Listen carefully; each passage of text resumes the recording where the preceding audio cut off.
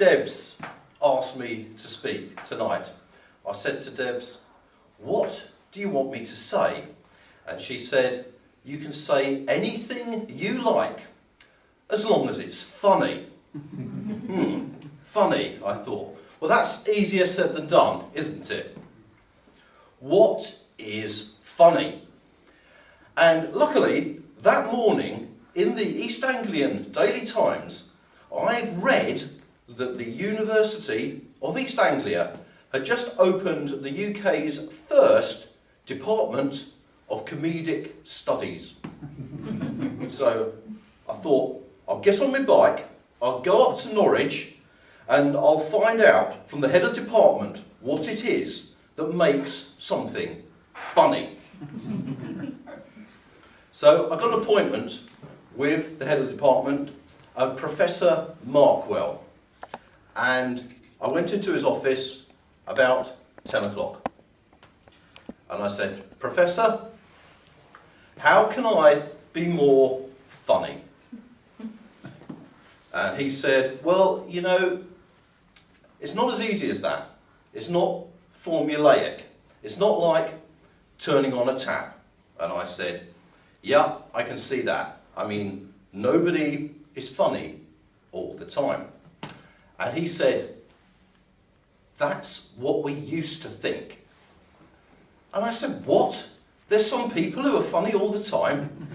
And he said, "Yes, that we have discovered that some people are funny all the time." I said, "That must be incredibly rare." He said, "It is incredibly rare. People with photographic memories are 1 in 7 million. Hypercomedics, that's the technical term for people who are funny all the time, is even rarer than that." So I said, "Are you sure? Funny all the time? You're having a laugh." He said, "No, in fact, we've got one down in the lab right now. Would you like to meet him?" So, "Oh yeah, I've got to see this."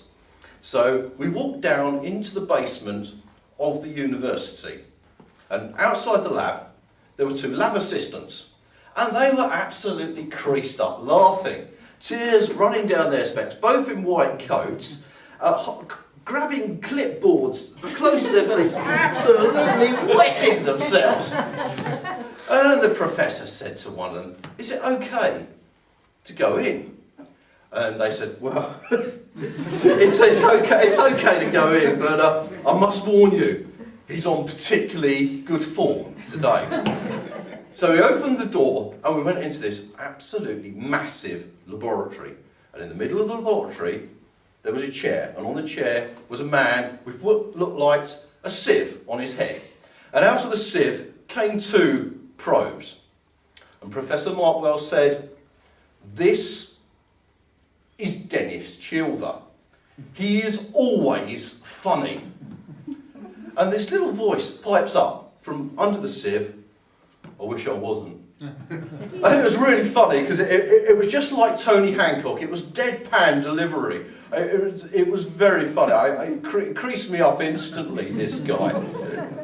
The professor said, "Is there anything you want to ask Dennis?" So I said, "Yes, Dennis. What's it like being funny all the time?" And he said, "It's hell." And he said, "I can't stand it. I've lost my job because..." In fact, it was more like Tommy Cooper. I say it was Tony Hancock. He was really as funny as both of those put together. So, "It's hell. I've lost my job over it." I said, "Oh, right. What job did you have then?" He said, "I was an undertaker." No, there can't be a worse job to have if you are always funny. And I said, but you must be good at relationships." And he said, "No, relationships are a disaster. My life has been a total disaster." And I said, "No, you must be lucky with the women, because they say you can laugh a woman into bed. You can always do that." He said, "Yeah, I can laugh them into bed, but when I get them there, they're laughing too much. I can't do anything." absolute hell. And this made me realise that being funny all the time is actually quite serious. So I said to the professor, is there anything we can do? And the professor said, well, we could try aversion therapy. So I said, well, how does that work? And he said, we get it to work by Dennis has to read something that couldn't possibly be funny. And hopefully this will break the roll. Because Dennis was what humour scientists call on a roll. Now, most of us are on a roll, that's when we're continually funny, for between 3 and 5 minutes. But Dennis has been on a roll his entire life. We had to get Dennis off that roll. So, first of all, we got Dennis to read the latest Ipswich Town results. Not very funny at all. Pretty disastrous. You know, he even made that side-splittingly funny.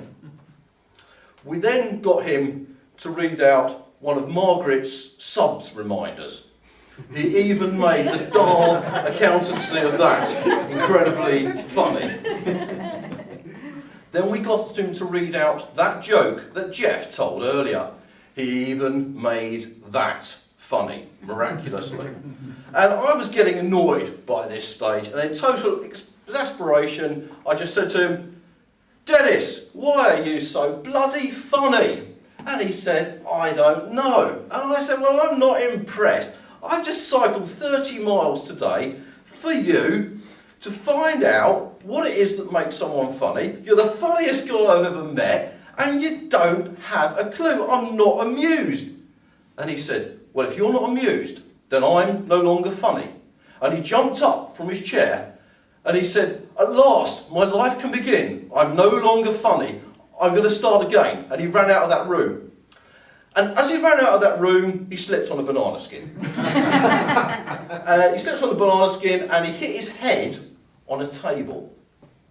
And the misfortune of the banana skin, you know, the accident, the blood gushing out of his forehead, even that was no longer funny. Dennis was no longer funny. Anyway, the whole point of this story is that I never found out what it was that makes someone funny. So the whole trip was a complete waste of time. Thank you.